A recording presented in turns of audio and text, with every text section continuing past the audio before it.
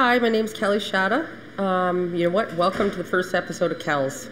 A lot of people call me Kells because almost 2 years ago I opened a medical cannabis dispensary and in short order needed a name and I named it Kells. So I've been operating for a year and a half. You know, been quite open about what I've been doing. We're patient only, so you have to have a valid prescription to come here. And I've been helping people with all things cannabis. The reason I do this is because for 25 years I suffered severely chronic pain, malnutrition. I have Crohn's disease. I tried all the biologics out there, none of them worked. I was on a wealth of narcotics. People that didn't know me would never know I was on them. But when they found out what I was using, couldn't imagine that someone my size could even be on that kind of medication all day, every day. So when I found cannabis, I started researching it. I researched for almost 5 years on the different aspects of how it can work in your body. I decided it was something I needed to try. They wanted me to try a new biologic that I didn't want to. So I searched around, found a dispensary in Saskatchewan, got some cannabis oil, and I started ingesting it. Within months, I was feeling amazing. I've been in remission, clinical remission, you know, from my doctor now for the past, I think, almost 2 years. Every 6 months I go and see him. He is, you know, amazed, and I know they're helping point people in the direction of using cannabis, although many of the physicians won't prescribe. So right now, the main issues that are being thrown at me are, you know, the legalization of recreational here in Canada. It was supposed to happen this summer. I don't see that happening. But when it does, I've had so many people that have come in here and they're so excited that, hey, it's going to be legal in Canada. They don't realize the difference between recreational and medicinal. So when these recreational stores open, it's going to be like our liquor board store. You know, you walk in, you can buy some cannabis, go home to smoke. It's an adult use store. It's, you know, most people that use cannabis now, in one way or another, use it medicinally, whether they believe they are or not. You know, they kind of attune it to the person that goes home at the end of a really long day and has a glass of wine or something. Some people go home and smoke cannabis or use an edible or a capsule or tincture or whatever.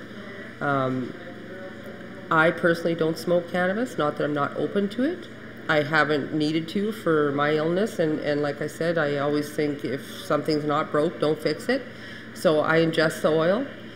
I won't be able to get that at a recreational store. So I would have to buy the maximum 30 grams and take it to my home and extract the oil myself. So, you know, I don't do any kind of extraction of oil. I'm sure that, you know, many other Crohn's patients and people that have not involved in cannabis don't grow themselves, don't have a clue. So what we're going to send people home now, YouTube how to make your oil and see how it goes. You know, I have mini labs in homes.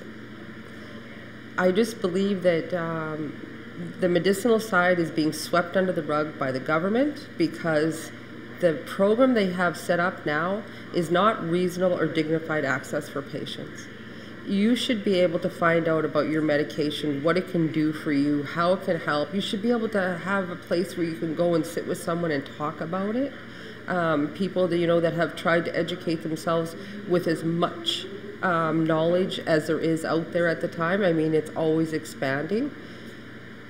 But that is how you should be able to attain your prescription. When the doctor gives you a prescription for an opiate or insulin or anything like that, you go to whatever pharmacy you want to go to and you pick it up right there.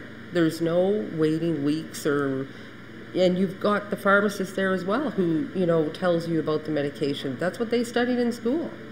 So why, when you get a cannabis prescription, should you have to not only do not get that prescription, it is sent to a secure fax line to Health Canada where you're sent to an LP, sometimes it's taken upwards of 17 weeks to get involved in that ACMPR program, getting an LP, and then going on the website and ordering something, flour or a 1 to 20 CBD oil that's in olive oil, where the strengths are not high enough to treat a person anyway.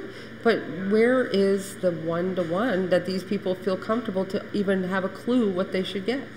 There's a lot of people that don't use any THC at all. They don't need it. But how do they find out when they're ordering from a computer website? And that's if they have a fixed address, if they have a credit card, if they have access to a computer. I mean, it's all these things that hold some people back from even being able to order through the government program. So it went to the Supreme Court of Canada. It was passed that these weren't dignified or reasonable access for patients, allowing medicinal stores to open. And that's what we're here trying to educate people who come to us who want a better way. The medication that they're using is not working, and they want to try something that they've been doing a lot of studying on, because a lot of these people grow up with and around the prohibition of cannabis, and it's scared the shit out of them because they think, oh, that's a gateway drug, or I'm going to be addicted to it. You wouldn't believe the new patients that I get that have absolutely no idea the truth about cannabis. So we're going to be here, if you guys have any questions at all or want something addressed. I'm going to try and address a lot of different things going on in Canada and in our province and in our city. Well, right now in our city, they have blanketed the dispensaries because I believe when the announcement of recreational came out, the legalization of recreational, so many stores popped up under the guise of medicinal and then started selling recreationally. Well, that's wrong. Medicinal has been legal in Canada since 2002. Recreational is not legal yet. I don't even believe it'll be legal this year.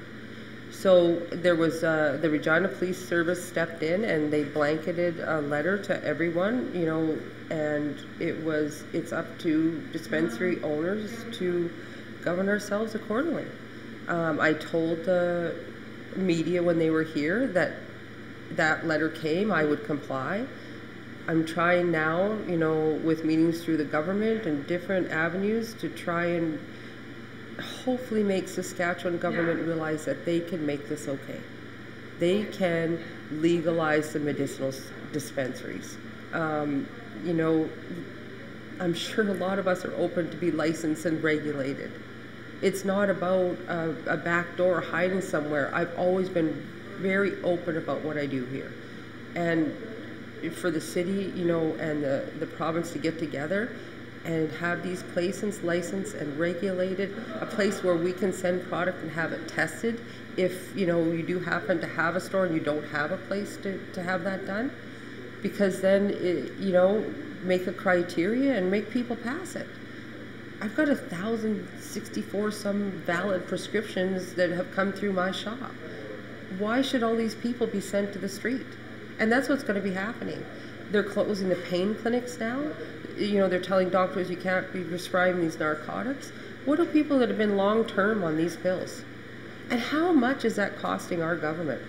Like the opiate prescriptions and the cost that, I'm sure is phenomenal. When you have people that are starting to use cannabis, they're stepping away from all that. So that's what's going on now. We're fighting. We're fighting to be open and to be able to help our patients. And I know so many people have been so understanding. A lot of people have been very angry, and I understand that. But direct your anger at writing your letters, phoning your MLA, getting a hold of your local government, calling your local police station. This is what needs to be done. I'm doing everything I can to help you guys. You got to do everything you can to help as well. So you know what? Give Kells a follow. You can follow me on Facebook at Kells Medical Services. But follow these videos. Any comments you have, I'll try and address them as quickly and timely and in the proper manner as I can.